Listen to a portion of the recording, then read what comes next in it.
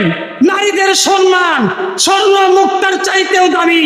যে নারী ঘরের ভিতরে বসে তাহাজ্জুদের নামাজ পড়ে স্বামীর জন্য দোয়া করে, আল্লাহ রাসূল বলেন ফিল জান্নাহ ফিল জান্নাহ, সে নারী অবশ্যই জান্নাতে যাবে। ধরুন আমি আজকে নারীরা পর্দায় থাকতে চায় না, কি বলেন? আমি বিভিন্ন রাস্তা দিয়ে চলাফেরা করি, সব জায়গায় বাইরের হাতে সম্পর্ক নাই, খালি বাবির হাতে দেখা হয়। কথা বলেন? এই জন্য ভাই ও দোস্ত বুজুর্গ, নামাজ রোজা করেন ভালো, এর সাথে সাথে মেয়েদের, বিবিদের, মা, এদেরকে পর্দা শিখাইবেন। পর্দা শিখাইলে আপনার যেমন উপকার হবে তার চেয়ে বেশি উপকার হবে আপনার বেটির। কথা বলেন? আমি বেটি বলবে যে না, আমার মা ছোটকাল থেকে পর্দায় থাকছে, অন্য পুরুষের সাথে দেখা দেয় নাই। আর যে নারী অন্য পুরুষের সাথে দেখা দেয় না, তার মধ্যে নকল মানুষ আসার সম্ভাবনা নাই। একবার আল্লাহর নবী দ্বীনের প্রচার করতে যাইয়া কাফের বেদিনদের অত্যাচার সহ্য করে টেল খাইছেন, মারপিট খেয়েছেন, শরীরে ক্ষত বিক্ষত হয়ে গেছে। অস্থির হয়ে হযরতে আয়েশা সিদ্দিকা রাদিয়াল্লাহু তাআলা আনহার কাছে আসছে।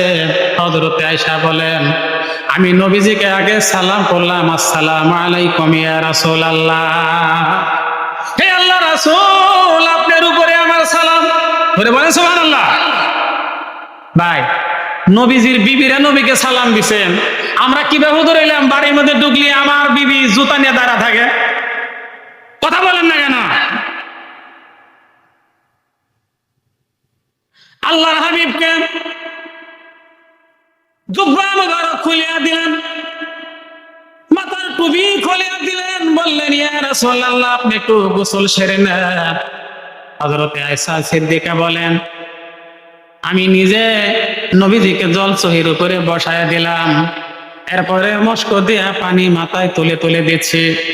বেশ কিছুক্ষণ পরে আল্লাহর হাবিব একটু ফাঁকে তাকায়া দেখে ওই পানির সাথে রক্ত মিশানো আছে।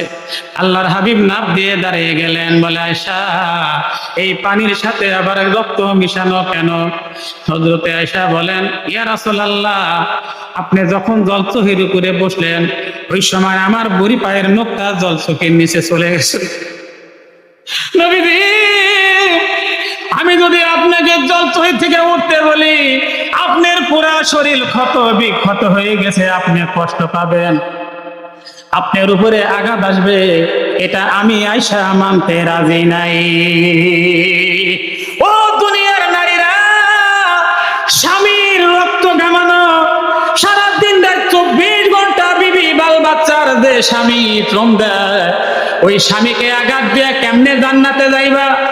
ও গারাবাসী, চন্দনগাতি, মকন্দগাতির মা বোনরা, তোমাদের হাতে পায়ে ধরে বলি, তোমরা স্বামীর হুকুম ছাড়া জানি বাড়ির বাহিরে না যাও, তোমাদের নামাজ রোজা কিছুই কিন্তু আল্লাহর দরবারে কবুল হবে না। কিনা বর্তমান নারীরা বাসার ভিতরে থাকতে চায় না, সব সময় বাড়ির বাহিরে থাকে, তারা স্বামীর হুকুম মানে না। আল্লাহর নবী বলেন তাদেরকে দায়ুস বলা হয়, দায়ুসের কোনো আমল আল্লাহর দরবারে কবুল হবে না। তোরে বলেন কথা ঠিক কিনা? মহিলারা বাড়ির মধ্যে থাকতে চায় না, এটার ওষুধ কি আমার জানা নাই, এইটা ওষুধ আমার জানা নাই। আমিও একটা মাওলানা, আমার বাড়ি এলিও যাইবার চায়। কথা বলেন? কি অবস্থা, কি অবস্থা! আমার এক মুসল্লি বাজারে গেছে ইলশা মাছ কিনবো, কয়দের 700-800 টাকা কেজি মিটাইছি, এক মহিলা যায় 1100 টাকা কিনে না বাড়ি মিলে যায়। আবার কত নারী জিজ্ঞাসা করলি কয় আমার স্বামী বিদেশ থাকে। এই তোমার স্বামী বিদেশ থাকে, তোমার ভাই বেড়াদার নাই, তুমি বাজারে কেন? বাজারে যায় যদি কোনো মহিলা আমাকে বলে হুজুর একটু সাইড দেন, আমি দিব না। বাজারে মহিলাদের স্থান না, মহিলাদের স্থান হলো ঘরের ভিতরে। ধরেন কথা ঠিক কিনা? স্বর্ণ, মুদ্রা, হীরা, মানিক, মুক্তা, এগুলা যেমন মানুষ সিন্ধুকের ভিতরে গোপনে রাখে, কত গোপনে রাখে যে আমি ছাড়া আমার বিবিও যেন না জানে। অথচ আল্লাহর নবী বলেন সম্মান স্বর্ণ মুক্তার চাইতেও দামি, যে নারী ঘরের ভিতরে বসে তাহাজ্জুদের নামাজ পড়ে স্বামীর জন্য দোয়া করে, আল্লাহ রাসূল বলেন ফিল জান্নাহ ফিল জান্নাহ, সে নারী অবশ্যই জান্নাতে যাবে। ধরবেন আমি। আজকে নারীরা পর্দায় থাকতে চায় না, কি বলেন? আমি বিভিন্ন রাস্তা দিয়ে চলাফেরা করি, সব জায়গায় বাইরের হাতে সম্পর্ক নাই, খালি বাবির হাতে দেখা হয়।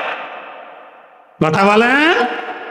এই জন্য ভাই ও দোস্ত বুজুর্গ, নামাজ রোজা করেন ভালো, এর সাথে সাথে মেয়েদের, বিবিদের, মা, এদেরকে পর্দা শিখাইবেন।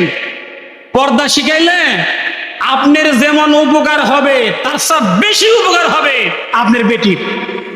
কথা বলেন? আপনি বেটি বলবে যে না, আমার মা ছোটকাল থেকে পর্দায় থাকছে, অন্য পুরুষের সাথে দেখা দেয় নাই।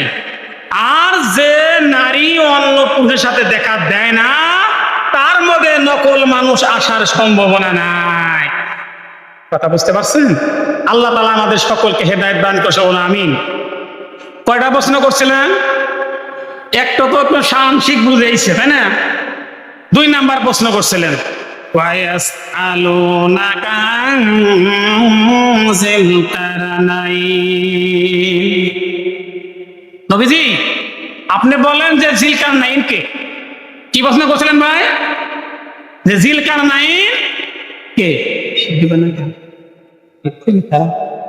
একটু জিকির করেন, লা ইলাহা ইল্লাল্লাহ, লা ইলাহা।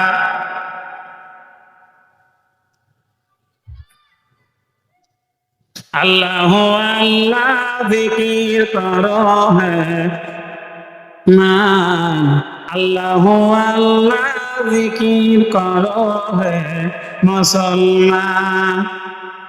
দিবানিশি পাঠ করো হে পাক কোরআন, আল্লাহ আল্লাহ জিকির করো হে মুসলমান।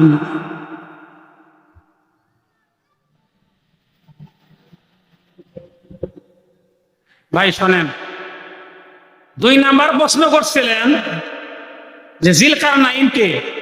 আল্লাহ পাক জিলকারনাইন এমন একজন বাদশা দুনিয়াতে পাঠাইছিলেন